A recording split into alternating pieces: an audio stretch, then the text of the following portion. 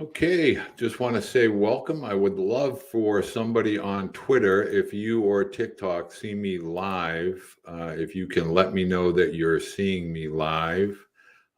Just had some technical difficulties that I want to make sure that I have corrected. So if you are seeing me live on Twitter, if you can give me a thumbs up or let me know, that would be great. Want to make sure that I say hello for the first time to TikTok land, Twitter, Instagram, Facebook. I get lots of people that are sending me all sorts of DMs and emails. In this particular week, there's been a lot of kind of the gauntlet has been thrown down with regard to people asking me to for solutions instead of waxing or pining for bigger, better days with youth baseball. And I want to start tonight's conversation. First of all, I certainly don't want to babble. These are my opinions. I do not have any ill will for any travel organization, instructors of any kind. I really just simply want to bring to the attention of not only parents and student athletes, but others within the baseball community, that I believe the time has come for action steps. And I'm going to offer some thoughts on that tonight. And I would love to hear your responses. I would love to get your suggestions. And I'd love to create a group that would work towards bettering the overall product and the advancement of baseball for youth. Want to start by saying I am not trying to go back to the past. I am not trying to advocate in any way, shape, or form to a world of sandlot baseball. I understand that those days are officially gone. I understand we live in a technology-driven world. I understand that there is a travel ball element. It is not going to go away. And I respect all of those people that are involved in the game to help develop, not only the skill set, but making young student athletes better people. That is my sole kind of goal and hope for this particular discussion here this evening. I want to first explain to parents and student athletes, these are my opinions.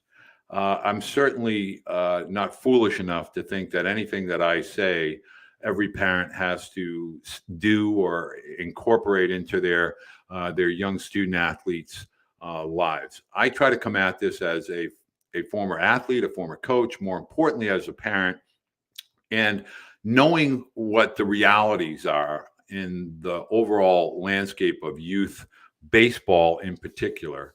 I try to be the ambassador of change for the betterment of the sport.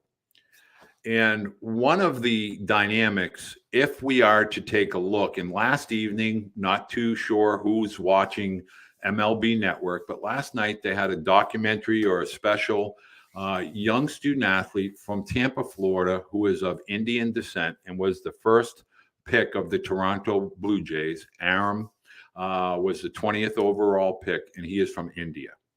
And after watching that documentary, it really struck me that other countries are really aggressively pushing for the development within youth baseball and obviously softball across all types of different countries, India being one of the largest countries. And what's different about Asian countries such as India, Latin countries, Dominican, Venezuela, Mexico, is their youth model is very practice heavy and game light. And I'd like to start there. When I talk of youth baseball, I refer to rec baseball, Dixie baseball, Pony League baseball, obviously Little League baseball. I talk about entities such as Babe Ruth, American Legion, because they are regulated entities. They have committees, they have rules by which they are governed. and they operate within a structure of certain hierarchy, president, CEO, etc. And those committees meet on a state, a regional, and obviously a national level. Travel baseball does not, and that's a fact. There is no governing body to travel baseball. A lot of the DMs that I receive and a lot of the emails that I receive feel that I present travel baseball in a negative light. And I want to first start by saying not all travel ball is created equal. There are certainly an abundance of really high quality men and women that are coaching, instructing youth in both baseball and softball. But I'm going to focus more on where we can benefit from some structure and some implementation of different rules. And I really want to discuss that here tonight. The first thing I want to let everyone know is I believe strongly that we need to voice as a community, as a country, as a continent. How's that? Because I know a lot of people from Canada are watching. I really want to begin to capture the attention of Major League Baseball and USA Baseball. They are the two hierarchies within the sport that I think it is time for them to step in and get involved. It is time to create a unified platform on a local, regional, and national capacity. I really believe that at the youth level, and I'm going to start youth at, say, 8 years old, I want to make this point very, very clear. Ranking student athletes, ranking teams at the ages of 8 through 14 is utterly ridiculous. It creates excitement for subscription-based platforms. It excites parents, but it does nothing for the development of youth with regard to a passion and a love, an affinity, an affection for the sport. I think we need to start here. By going to Major League Baseball and or USA Baseball, asking them to step in and create guidelines, dates, events, training for coaches, training for instructors, whether it's retired alumni, retired coaches, retired players, etc., retired college coaches. Major League Baseball is solely responsible for all of the shifts that are associated with regard to college baseball. When I talk about college baseball, it is no longer a Division I versus Division II, Division III. It is now a college baseball landscape where Division III athletes are transferring up to Division I transferring down to Division III, JUCO going to NAIA, JUCO going to Division III and Division II, et cetera, because the developmental arm that Major League Baseball has now placed on college is now created this atmosphere where they want development to take place at the college level. If that is the case, and those rules and those standards have been set, which they have, it's time for Major League Baseball and USA Baseball to say to the travel industry as a whole, we need to create rules. We need to have regulations. We need to have a governing body that's watching things such as pitch counts, that's watching things such as instruction, who is providing instruction, what are the practice routines, things of that nature. So the first topic I want to discuss is if we want to make changes, it has to start with this notion that more games is equal to better development. That is just factually incorrect. The whole world in all sports over and above baseball, soccer, cricket, lacrosse, football, practice heavy and game light. They're not playing 7 games for every one practice. In fact, I would venture to guess that during the summertime, Very few travel baseball programs are having consistent practices. They have lessons that are being paid for. And please don't try to tell me that that doesn't occur, because it makes people sound silly when they try to come at me with that argument. Because I've heard where parents are paying for lessons during a season instead of having a practice or a coach. Does it mean that there are not coaches helping athletes become better? No, but lessons need to go away during the playing season. A practice schedule of 2 practice for every 1 game, that needs to be implemented. That's number 1. Number 2, we need to coach the coaches. We need to have some sort of a certification program that USA Baseball and Major League Baseball, the players associations, help create. Let's sit down at an ABCA convention or at a national level, or do regional coaching conventions for 2 days, a Saturday and a Sunday, where we're helping develop practice routines. We're discussing how to identify weaknesses and how to develop younger student athletes with regard to catching, throwing, hitting, base running, developing overall skill set, and not focused so much on analytics. If we look across the landscape of youth baseball today, even as young as 8 through 13 or 14, which is my primary area of focus, by the way, and we're talking about velocities and spin rates and vertical and horizontal and exit velocities, we've really let the train come off the tracks. We really not have to start talking consistently about ball strike, consistency of ball strike, the importance of being able to play catch properly, recentering the ball, receiving the ball on our throwing foot, throwing a ball accurately to our throwing partner, not worried about how many games we're playing at 6, 8, 9, 10, and trying to make sure we're creating contests where we're in a square drill and throwing a ball to our throwing partner, receiving, catching, throwing accurately, making that more of an emphasis than the 2 to 4 at bats that we're getting in some of these 3 to 4 inning games that are range shortened or tournament shortened. We need to begin to focus on development of core skill sets and getting away from the metrics or the analytics, especially at the younger ages. The next thing that I really believe, with regard to the coaching, the coaches, a lot of college coaches spend time at summer collegiate leagues all across the country, which are becoming really, really prevalent. In fact, I would venture to say that it's one of the fastest growing segments in all of youth sports are these academies and these summer college collegiate leagues. And a lot of college coaches spend time watching their athletes or prospective student athletes participate.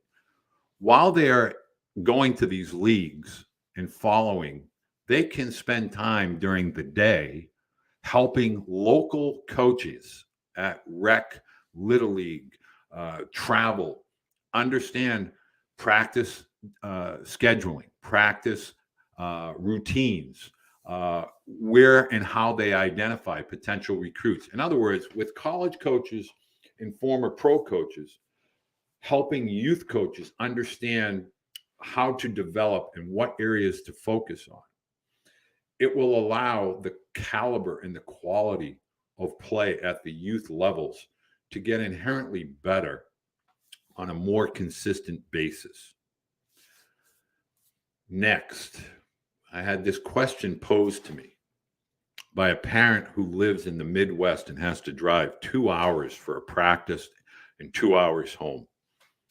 I think there's something's amiss when we are trying to convey a message to parents that requires them, but more importantly, their 8 to 13 or 14-year-old student athlete to get out of bed early, to drive 2 hours to a practice, to drive home, or to drive 2 to 4 hours to a game, 2 to 4 hours home. That's not really a positive experience, in my opinion. We need to bring a travel component into the rec or little league dynamic. And I've talked to Little League about this. I've talked to Dan and Steve at Little League. I've talked to a lot of local Little League executives, coaches that struggle between the inability to drive their athletes to stay around on the weekends to play Little League or rec ball games because they lose these student athletes to travel ball. And the reason is parents are given the impression that it's much more important to travel and play the sport because it's going to be more competitive. Now, this may be accurate on occasion, but it's not the norm. It is not the norm. Not all travel baseball is ultra competitive. In fact, I would argue you're not going to get a lot out of a doubleheader on a Saturday morning at 8 and 10 a.m. or 8 and 11 a.m. and you have a time clock, 90 minutes. In some cases, it's 75 minutes to try and play 6 innings. We're trying to cram all of these games into these tournaments. Are we really teaching children how to play, but most importantly, how to love the sport? I do not believe we are. I know we're not going to get students to get on a bike and ride to a sandlot. I know the days of Little League having 12 teams in a charter and the Orioles are playing the Red Sox and there's a rivalry, and those days may have gone away, but I believe we can bring them back. And if we look at the district or the region that our Little League, our rec teams, our Dixie League teams are located, we can create a travel component that might be 30 to 45 minutes drive, and in some cases less, where you can take a local city that plays another city, and they're playing a Little League team. And every weekend, you're playing a weekend doubleheader within your district of all the various teams within a certain mileage parameter, whether that be 40 or 50 or 60 minutes or miles. But that's much more manageable and tolerable, and it allows for much more consistent practice time. It allows for a travel component and a community component to youth sports. I think one of the things that's missing within travel ball is that we have this elimination of meaningful competitive games from a rival perspective, meaning classmates, neighbors, children that see each other at various grades. And now for the biggest challenge that I'm going to utter this evening. A lot of travel ball coaches are going to find their way to this video. They're going to poo-poo and send me all kinds of bow and arrows, slings and arrows, and I get that, not a problem. I'm going to challenge travel baseball at ages 6 through 14 to begin to combine ages. You want to just start by combining 2 ages, 9 and 10, 11 and 12, 13 and 14, etc. That's great. But the time has come to do away with this business model of 6 years old, 7, 8. He's too big to be an 8. He shouldn't play an 8. At no level of baseball, other than travel baseball, there is no baseball entity, Pony, Dixie, Little League, Babe Ruth, Legion, high school, college, that plays by those rules. But yet travel baseball does, because it's all about the Benjamins. It's about those green pieces of paper. I don't care what anybody tells me. That's why you do it. And that's why you have multiple teams in multiple age groups, because you can. Because nobody wants to cut anybody. And therein lies the biggest, what I call, lampshade that parents wear over their eyeballs. Little League, Babe Ruth, Legion, high school, college, they all have some component of cutting. They have roster management. The facts are, and it was this way when I was a kid, it was this way when my dad was a kid, it's been this way since the dawn of sport. There are only so many positions that can be played during a game. There has to be student athletes that sit on a bench. There has to be athletes that share time.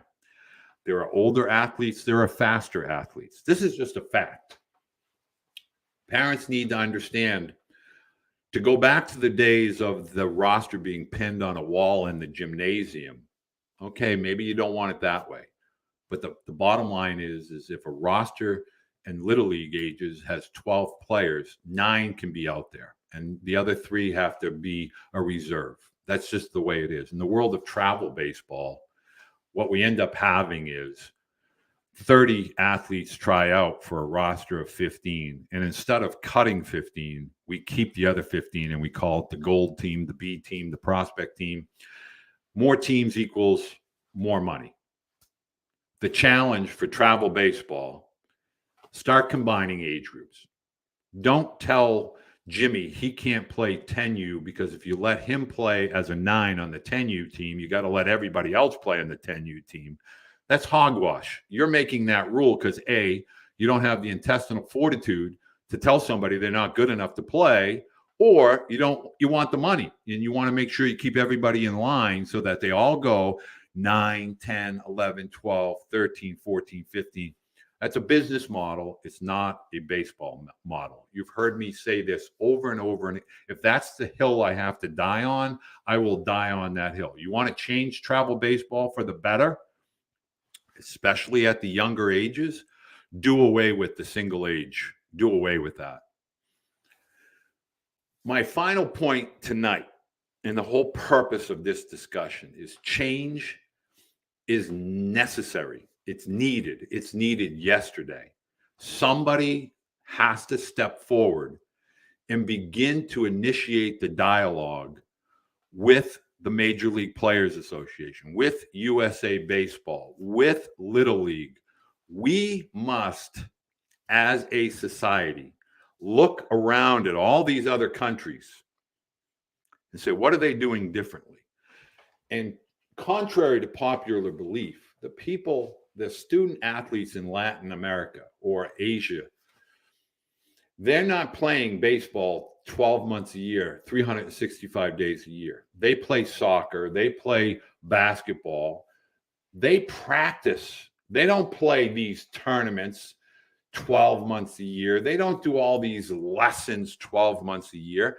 There's a certain component in Latin countries and in Asian countries where they play the sport. They allow broomsticks. They allow taped up socks. They allow deflated soccer balls. They play the sport. They allow children to engage with other children to play the sport. Bring back wiffle ball in elementary schools. You know, they play kickball. It's a version of baseball or softball. They play wiffle ball with the taped up black. You're not going to ruin a child's swing by swinging a wiffle ball bat. I heard that today, and it made me cringe.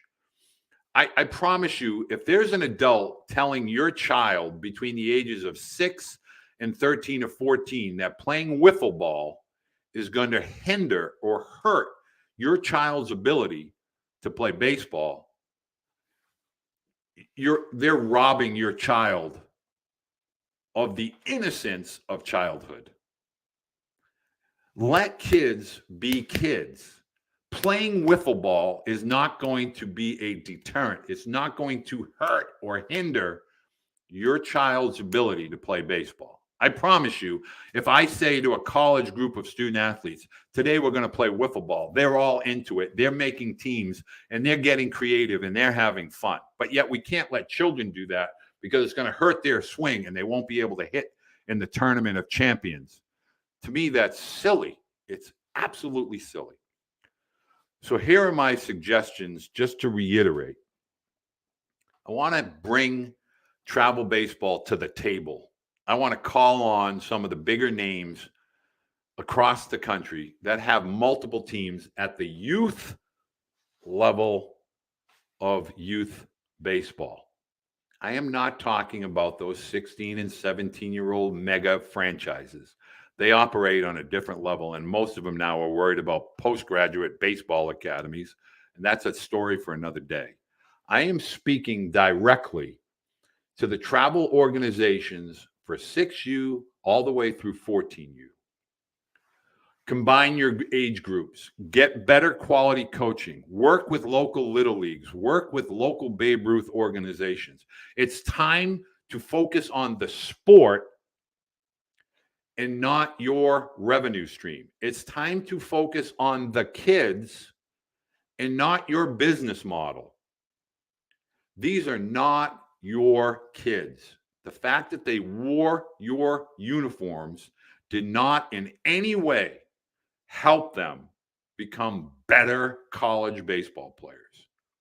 It's time to start to focus on development of skill, development of community, and development of competitive environment that children can absolutely learn conflict resolution, the ability to be part of a team on a consistent basis, paying their dues, learning a skill, getting better, watching older players move, how they move, what makes them better, competing with and against older players, even if it's 1 year.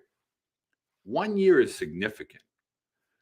9 and 10-year-olds, 11 and 12-year-olds, where is the harm in combining that and creating teams that are part of a community that are competing either with or in conjunction with organized baseball? We can't be adversarial. We can no longer present this adversarial little league, Legion versus travel, or Babe Ruth versus travel, or Dixie ball versus travel. It can't continue. The quality of youth baseball is deteriorating. It is not accelerating. This isn't like some sort of warning, there's a tidal wave ahead. It's already happening. And the reason is, when I was a child, or my sons who are now in their 30s were children, there was a different sense of engagement, community, where there was a passing of the baton. And that's what makes baseball so special. There's a connectivity from my childhood idol of Carlton Fisk to Bryce Harper today. In other words, there's a connection to my experiences within the sport, and then I pass them on to my children, who subsequently now are looking forward to passing them on to their children. This cannot be who's right, who's wrong, which is what this whole world has become on social media. Do I want to talk to this guy about hitting or that guy about hitting? Do I want to do this guy's arm care program or that guy's arm care program? Hey, here's a novel idea. Ages 6 to 14, let's all work together collectively to develop skill, to develop passion, to develop grit for the sport. And then at 14, when the numbers tell us that the vast majority of student athletes walk away from baseball, it goes from millions of participants to several 100,000 participants after the age of 14, or when they enter their freshman year in high school, to the tens of thousands at the college level. But yet youth travel baseball is all focused and centered on college baseball, college recruiting, high school varsity. When we know statistically, the numbers tell us that the vast majority, millions, do not go on to play high school or college baseball. Why are we not focused on the 80 to 90% of young children that want to experience what baseball has to offer from the ages of 6 or 8 to 14? That needs to be the singular focus. We need to have discussions and dialogue. We need to talk to Little League. We need to form some sort of regulatory entity that governs travel baseball. The National Developmental League, something where all of these teams have a local, regional, and national presence that governs practices, games, and events. We have let businesses, the alphabet of the world, dictate when we play, how often we play. We let them create a 12-month business model. We try to instill and tell parents that we need to have 6 through 14-year-olds play baseball all year round because that's the only way they'll ever get any good. What? If you don't want to play multiple sports, that's fine. But there are other hobbies. When we're talking to athletes all across the country that are elite high school and college baseball players, they all mention, I love to fish. I love to work on cars. I love to play basketball. We can't try to tell student athletes they have to focus on baseball and they have to grind, which that's stupid all unto itself, a story for another day. There's no such thing as grinding ages 6 through 14, by the way. We don't have to tell them it has to be all baseball all the time and they have to play baseball. There are people on social media that make these arguments with me and they get very upset that I'm trying to tell parents it's not good for your 10-year-old to play 100 baseball games a year. I don't even understand the rationale behind that, other than we've made a lot of young men and women, in some cases, between the ages of 28 and 45, very, very wealthy. And they certainly, I'm not trying to disparage, because it's a capitalistic society and I get that, but please spare me your righteous than now speeches on social media about how you're the right one trying to tell parents their children need to play baseball 12 months a year, and you're calling children trash because they're not as good as other student athletes at 6 through 14. Newsflash, some young children develop later than others, and who they are as 6 through 14-year-old does not have one iota of meaning or significance for who they could become at 15 to 22. How do I know that? I'm one of them. My oldest son is one of that. I've seen it hundreds and hundreds of times play out. I was with one boy today who struggled as a 10, 11, 12-year-old, and now as a 13 or 14, he's developing into this big, strong, really super talented young man, all predicated on hard work, nothing to do with travel baseball. The travel baseball, that's a title. It is not directed at anybody personally. Get over that. If it doesn't fit you, then I'm not talking about you. If the shoe fits, you better wear it, and you better start to look in a mirror, because all of these people that play this psychobabble social media superiority, it's getting old. It's getting stale. I'm tired of listening to people talk about, yo, bro, you don't know what I do, bro. You don't know who I've developed, bro. Hey, I'm not your bro. And I certainly don't think you're bringing anything of benefit to a 6 to 14-year-old that they wouldn't be able to learn in a little league field with a great coach. If the quality of coaching is inferior, we need to fix that. If the amount of games is too much, we need to fix that. We need to bring back the multiple age groups, more practicing, more organic, less organized. How do we do that? We talk. We talk as adults. If Elon Musk can do all this stuff and what I'm thinking, I can type on a screen, we can certainly as adults come up with, here's a novel idea, compromise.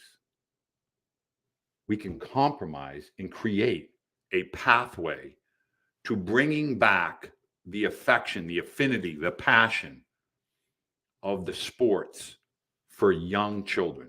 When I say the innocence of children, do we really want to tell an 8-year-old that he's not ranked or his team stinks and that, he's always going to be a pitcher or you're never going to play shortstop? But yet that's what travel ball, again, if the shoe fits, wear it. If you're telling an 8-year-old he's never going to be a pitcher or he's never going to be a catcher because he's left-handed, is it really going to hurt an 8-year-old if he's left-handed and he can go and see what it looks like and feels like to be a catcher? I don't have to worry about the 16-year-old version of an 8-year-old. I want the 8-year-old to enjoy being a kid and feeling what it's like to be a catcher, so that when he becomes a pitcher or a first baseman, he has some empathy and understanding for what the catcher's position really entails and what it feels like to wear the gear. But yet we as travel coaches out here are trying to tell left-handers, you're never going to play short. You're never going to catch. Is it really going to hurt if they play an inning at short or they catch? Is it really going to hurt? To me, this whole thing boils down to all these angry direct messages, and I've answered the vast majority of them. I'm here to wear it. If you come at me and you have a problem, I'll answer it. I'm not going to run away. But I will tell you this, change is needed. Change is needed yesterday. We need to do something about that. My direct messages are open. You want to send me an email? You want to send me a direct message? I'm all for it. You want to be a part of this movement? Let's go. I've been asking now for several years, and there's a lot of people. Doug Bates in Florida. I could go Matt in Pennsylvania. I can rattle off a million names all across the country. The time has come to officially organize, get in front of some of these entities and begin to formulate a game plan. If it happens 1 month at a time, and it doesn't happen until 2025, but we needed to start today, it matters that we start today. And all I want to be able to tell people is this. When I'm on social media, I'm not doing it for validation. When I go to speak to high school students, I work with my former college athletes. I go to talk to a little league team. I go to talk to organizations. I don't talk about the big bad boogeyman of travel ball. I talk about the love and the passion and what baseball means to me and what it's meant to my children and what I hope it means to my grandchildren. Heck, I want the sport to be around and vibrant when my grandchildren are beginning to play. That's where I'm coming from. Most importantly, I want parents, those parents that are intimidated and feel that they need to spend money in order for their student athlete to become better because they need to spend it on gadgets and gurus. If I have to get on that hill and die on that hill, if I look like a fool, but there are parents, and more importantly, there are student athletes that live a dream, that get to experience the sport, then I'm going to do that. And that is the purpose of my social media. I don't care about the likes. I don't care about the anger and the direct messages. I don't interview college coaches to validate who I am and what I do. I interview college coaches so that you can hear directly from these individuals. What is reality? What is real? What should you be doing to help prepare your son or daughter for the high school and college level? What is meaningful? What is your purpose? What is the purpose? And that's where I come from with this. That's why I put out the videos. That's why I have these type of engagements, is to encourage conversation. You can disagree. I don't know when we started as a society. Disagree and debate has been around for centuries. It's how this country was developed and started, is debate, disagreement. And then there's compromise, and then there's action steps. It's time to create a plan, and then there's going to be time to take action steps. If you disagree, come back with better ideas. If you want to tell me that kids are going to get hurt because a 10-year-old is playing with a 9-year-old, I'm going to tell you that's hogwash. That's complete BS. Don't come at me with the 10-year-olds can hurt a 9-year-old. 12-year-olds will hurt an 11-year-old. If the narrative of travel baseball is to make sure that your sons or daughters are prepared to compete for high school and college opportunities, or potentially beyond college, at what point are we going to put older and younger athletes together? Because in college, there's not one regulated youth sport entity, not one, that only has one singular age per level. Little League, Dixie League, Rec Ball, Babe Ruth, American Legion, high school, college. Guess what they have? Multiple ages competing with and against each other. But not travel baseball. Nobody's regulating them. Nobody's creating any rules to follow. It's just the wild, wild west. And oh, by the way, if you don't want to just have one team, you can have 5 teams.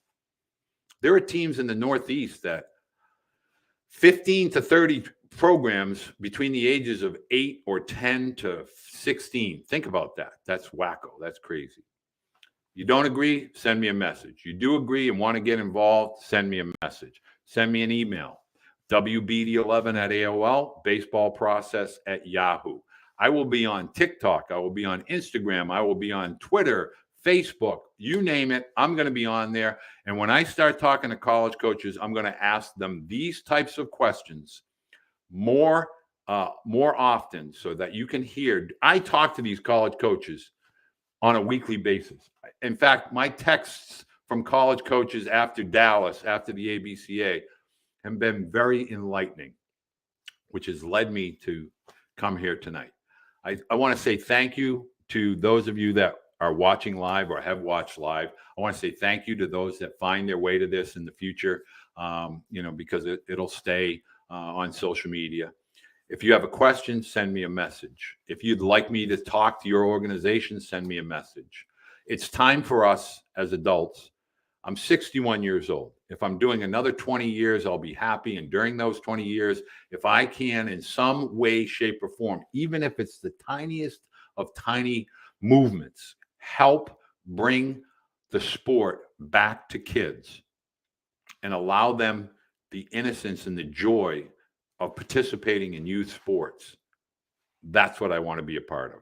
That's what I want to have as a legacy. That's what I'm choosing to kind of spend and focus my next years as an adult, as a coach within the sport of baseball.